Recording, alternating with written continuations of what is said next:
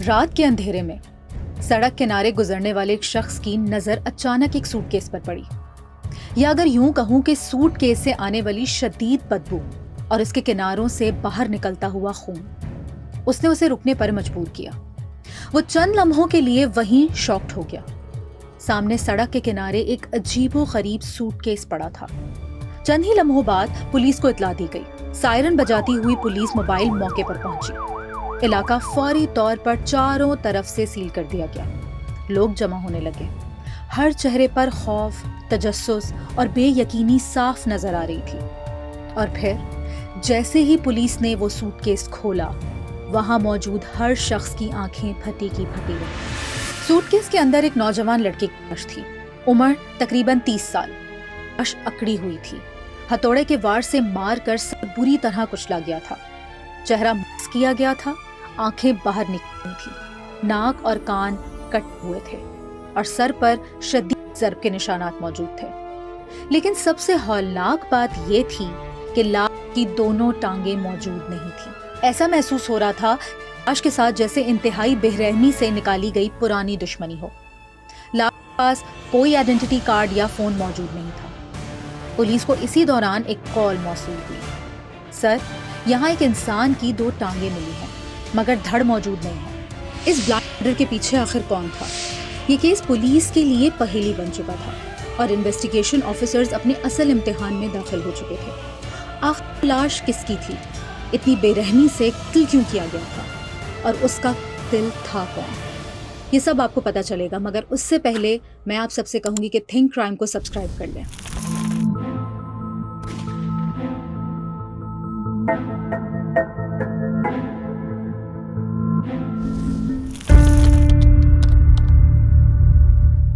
Police کو یہ لاش شاہ لطیف ٹاؤن عبداللہ گوٹ سڑک کنارے سے ملی۔ لاش کو فوری طور پر عباسی شہید ہسپتال منتقل کر دیا گیا، جبکہ موقع واردات سے سوٹ کے سمیت جو بھی شواہد ملے فورنزک ٹیم نے اسے محفوظ کر لیا۔ ویسے بھی لاش کے پاس کوئی ایویڈنس برآمد نہیں ہوا۔ چہرہ انتہائی بھیانک طریقے سے چاقو سے کاٹا گیا تھا، ٹانگیں موجود نہیں تھیں۔ لاش کے پاس ایسی کوئی چیز نہیں ملی جو شناخت ظاہر کر سکے۔ صرف دونوں ہاتھ صحیح سلامت تھے جو شناخت میں مدد دے سکتے تھے، مگر اس عمل میں بھی پولیس کو 3 سے 4 دن چاہیے تھے۔ لاش کی شناخت کے لیے پولیس ایکٹیو ہو گئی۔ آس پاس کے تمام تھانوں کو اطلاع دی گئی کہ فلاں علاقے سے ایک بری طرح کٹی پٹی لاش ملی ہے جو کچرے میں پھینک دی گئی تھی۔ اب ذرا رکیں، یہاں اگر پولیس کو کوئی لاش بری طرح مست شدہ حالت میں ملے، شناخت ممکن نہ ہو، تو موقع واردات سے تمام شواہد محفوظ کرنے کے بعد نہ صرف قریبی تھانوں بلکہ سینئر پولیس افسران اور کرائم برانچ کو بھی فوری طور پر اطلاع دی جاتی ہے۔ پوسٹ مارٹم، ڈی این اے، تصاویر، فنگر پرنٹس اور لاپتہ افراد کے ریکارڈ سے کراس چیکنگ کی جاتی ہے اور باقاعدہ تحقیقات کا آغاز کیا جاتا ہے۔ اس کیس میں پولیس نے قبضے میں لے کر اسے بلائنڈ مرڈر قرار دے دیا اور مقدمہ درج کر کے تفتیش شروع کر دی، مگر سب یہی سمجھ رہے تھے کہ یہ قاتل شاید کبھی پکڑے نہیں جائیں گے کیونکہ انہوں نے پیچھے کوئی سوئی برابر نشان یا سراغ نہیں چھوڑا تھا۔ اب سوال یہ تھا کہ آخر یہ لاش کس کی تھی اور اسے اتنی بے دردی سے کیوں مارا گیا؟ لاش کے کپڑوں سے اندازہ ہو رہا تھا کہ مقتول کا تعلق کسی اچھے گھرانے سے تھا۔ ممکن ہے کہ وہ کسی ایونٹ سے واپس آ رہا ہو۔ نہ کوئی کرمنل ریکارڈ سامنے آیا، نہ کسی بڑے جھگڑے یا دشمنی کی کوئی شکایت درج تھی۔ تو پھر قتل کے بعد لاش کو سوٹ کیس میں بند کر کے پھینکنے کی کیا ضرورت تھی؟ اتنی خطرناک دشمنی آخر کس کی تھی اور کیوں؟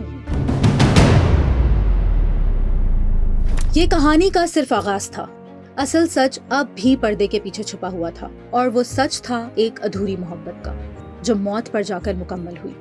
یہ محبت تھی آصف اور علیزہ کی۔ آصف اور علیزہ کی محبت کسی فلمی سین کی طرح اچانک نہیں ہوئی تھی۔ یہ آہستہ آہستہ پروان چڑھی۔ یونیورسٹی کے دن تھے جب آصف اور علیزہ کی دوستی ہوئی۔ کلاس روم، کینٹین، لائبریری اور کالج لان، نوٹ شیئر ہونا، امتحانوں میں گروپ سٹڈی، سب کچھ نارمل چل رہا تھا۔ پھر رفتہ رفتہ یہ دوستی محبت میں تبدیل ہو گئی۔ اب باتیں صرف لیکچرز یا اسائنمنٹ تک محدود نہیں رہیں، بلکہ زندگی، شادی اور مستقبل کے وعدوں تک جا پہنچی۔ آصف اس تعلق کو نام دینا چاہتا تھا۔ وہ علیزہ کو اپنی زندگی کا حصہ سمجھ چکا تھا، اور علیزہ بھی بظاہر اس یقین کے ساتھ اس رشتے میں تھی यूनिवर्सिटी के कॉरिडोर में साथ चलना, शाम के वक्त लंबी कॉल्स और ये कहना कि हम एक दिन साथ होंगे, ये सब उनकी मोहब्बत की पहचान बन चुका था। आसिफ अपने वालिदैन के साथ एक दिन अलीज़ा के घर पहुंच गया। आज वो बहुत खुश था क्योंकि यूनिवर्सिटी मुकम्मल हो चुकी थी। अलीज़ा ने वादा किया था कि पढ़ाई मुकम्मल होने के बाद आसिफ अपने वालिदैन के साथ रिश्ता लेकर अलीज़ा के घर आएगा। महंगी ड्रेसिंग, महंगे शूज, महंगी घड़ी, आसिफ की बहनें उसे तैयार कर रही थी। घर में खुशी का माहौल था। आज बरसों पुराना रिलेशनशिप निकाह में बदलने वाला था। आसिफ अपनी फैमिली के साथ अलीज़ा के घर पहुंचा। डोरबेल बजी, अलीज़ा दरवाजे पर आई और सामने आसिफ को अपनी फैमिली के साथ खड़ा देखा। आसिफ और उसकी फैमिली को देखकर अलीज़ा चौंक गई। अलीज़ा की माँ ने पूछा, कौन है? अलीज़ा ने जवाब दिया, आसिफ, मेरा यूनिवर्सिटी फ्रेंड है। माँ ने कहा, तो उन्हें अंदर बुलाओ। चाय नाश्ते के बाद आसिफ असल बात करने में हिचकिचा रहा था, या यूं कहें कि वो शर्मा रहा था। आखिर आसिफ की वालिदा बोली, बाजी, मेरा बेटा आपकी बेटी अलीज़ा को पसंद करता है। उनकी बहुत पुरानी दोस्ती है। बिस्मिल्लाह करें और रिश्ते की हामी भरें ताकि दोनों हंसी खुशी जिंदगी गुजार सकें। ये सुनते ही अलीज़ा की माँ के चेहरे के एक्सप्रेशंस बिल्कुल बदल गए, जैसे आसिफ की वालिदा ने सारी जायदाद ही मांगी। अलीज़ा की माँ बोली, आप यहाँ आने से पहले ये कंफर्म क्यों नहीं करके आई कि मेरी बेटी आसिफ से शादी करना भी चाहती है या नहीं? जबरदस्ती क्यों मेरी बेटी के पीछे पड़ गई हैं? ये अल्फाज सुनकर आसिफ के सारे ख्वाब एक लम्हे में टूट गए। उसने सोचा जैसे उसकी जिंदगी ही खत्म हो गई हो। आसिफ ने कहा, मैं खुद अलीज़ा से बात करना चाहता हूँ। अलीज़ा की माँ ने जवाब दिया, बिल्कुल बात कर लो। लेकिन अलीज़ा ने जो जवाब दिया वो आसिफ के दिल को और ज्यादा चीर देने वाला था। अलीज़ा ने कहा, हमारी दोस्ती सिर्फ यूनिवर्सिटी की हद तक थी। मैं एक अच्छी जिंदगी गुजारना चाहती हूँ और अच्छी जिंदगी गुजारना हर लड़की का हक है। तुम्हारे पास कोई जॉब नहीं है, कोई सेटल मुस्तकबिल नहीं है। मैंने खुद मेहनत करके जॉब की, फीस अदा की ताकि अपनी जिंदगी बेहतर बना सकूं। तुम्हारे पास डिग्री के अलावा कुछ नहीं है, ना तुम किसी अमीर बाप के बेटे हो। शादी के बाद तुम मेरा ख्याल कैसे रखोगे? तुम आज भी अपने बाप की कमाई पर रहते हो। जाओ, पहले अपनी जिंदगी सेटल करो, फिर देखूंगी। आसिफ अपनी माँ का हाथ पकड़ के अलीज़ा के घर से ही नहीं बल्कि उसकी जिंदगी से भी निकल चुका था। लेकिन उसे फिर भी उम्मीद थी कि अलीज़ा एक दिन वापस जरूर आएगी। जब आशिक का दिल टूटता है तो या तो वो क्रिमिनल बन जाता है या महबूबों और आशिकों वाली लाइफ फुटपाथ पर गुजारना शुरू कर देता है। यूनिवर्सिटी की दुनिया भी अजीब होती है। कॉन्वोकेशन के बाद लोग बदल जाते हैं, तरजीहात बदल जाती हैं। अलीज़ा की जिंदगी में नए चेहरे आए, नए ख्यालात आए और शायद नए ख्वाब आए। जो वादे जिंदगी साथ गुजारने के लिए किए गए थे वो जमीन बोझ हो चुके थे। आसिफ अब भी वहीं खड़ा था कि वो अलीज़ा से शादी करेगा, मगर अलीज़ा आहिस्ता आहिस्ता आगे बढ़ चुकी थी। नए दोस्त, नए रिश्ते और नए रास्ते। आसिफ के लिए ये रिश्ता जिंदगी था, मगर अलीज़ा के लिए ये अब एक कहानी बन चुका था जिससे वो निकलना चाहती थी। इसी दौरान अलीज़ा की जिंदगी में एक और लड़के की एंट्री हुई। उसका नाम था बख्श। बख्श एक अमीर बाप का बेटा था। महंगी गाड़ी, महंगा मोबाइल फोन और यही चीज अलीज़ा को बहुत पसंद आई। अलीज़ा और बख्श इकट्ठे वक्त गुजारने लगे, डिनर, लॉन्ग ड्राइव्स, मगर ये सब आसिफ के दिल में कांटे की तरह चुभ रहा था। वो बार बार अलीज़ा को समझाता रहा कि वादा पूरा करो, मगर वो हर बार एक ही जवाब देती, आसिफ, मैं आगे बढ़ चुकी हूँ। यही वो मोड़ था जहाँ मोहब्बत का रंग बदलने लगा और जो ताल्लुक यूनिवर्सिटी के दिनों में मुस्कुराहट था अब एक दुश्मनी में बदल चुका था। एक ऐसी दुश्मनी जो आने वाले वक्त में एक हौलनाक अंजाम की तरफ बढ़ रही थी, और वो अंजाम था एक शख्स की मौत, वो भी भयानक तरीके से।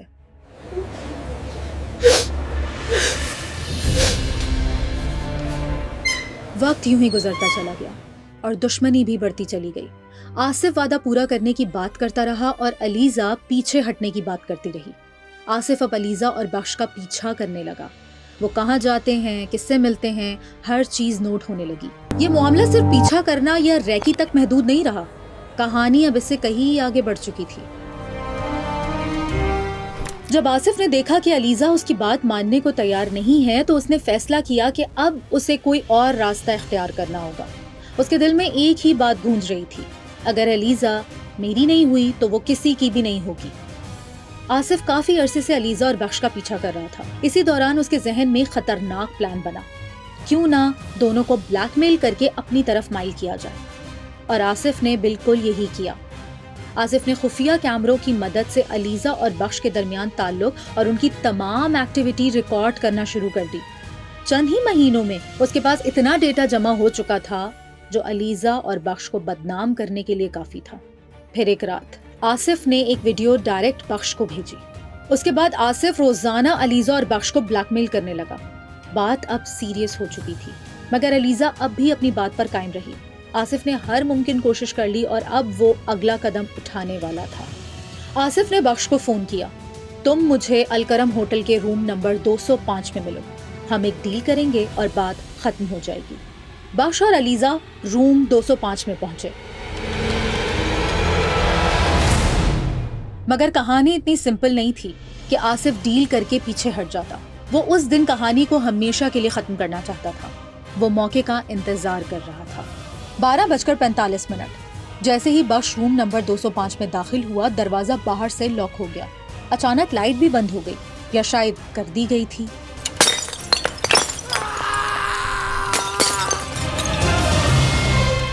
تقریباً رات 1:30 بجے روم 205 کا دروازہ دوبارہ کھلتا ہے۔ دو لوگ باہر نکلتے ہیں، دونوں کے منہ پر نقاب، چہرہ، ہاتھ، جسم سب کچھ ڈھکا ہوا۔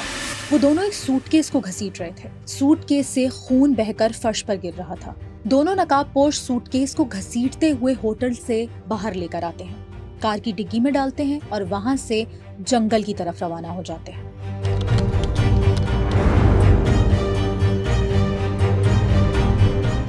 کراچی کے شاہ لطیف ٹاؤن کی ایک سنسان سڑک پر گاڑی اچانک رکتی ہے۔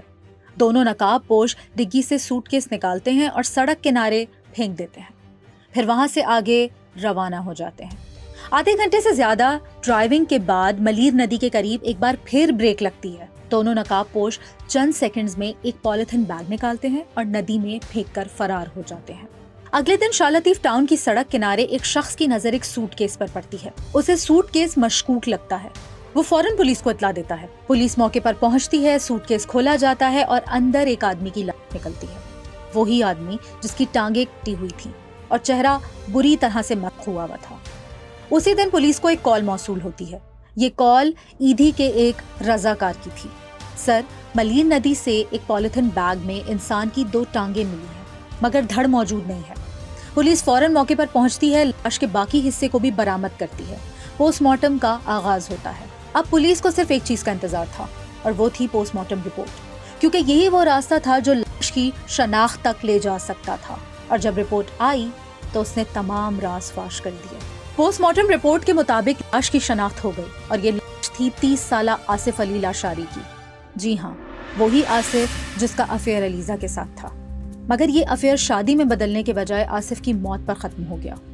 لاش کی کارروائی مکمل کرنے کے بعد پولیس نے میت ورثہ کے حوالے کی اور انویسٹیگیشن مزید تیز کر دی۔